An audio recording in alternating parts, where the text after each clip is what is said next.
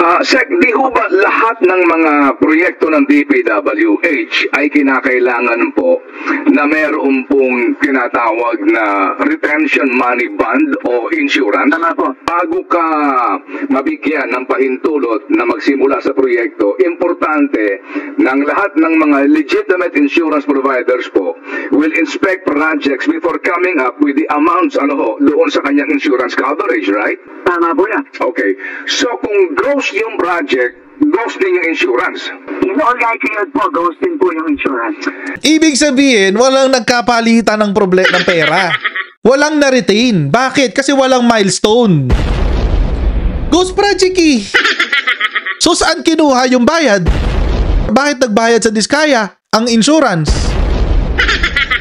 Ngayon, paano ilulusot ni Rodante Marcoleta ang kanyang sarili? Kasi asawa niya to eh. Alam ka naman ilaglag niya yung asawa niya.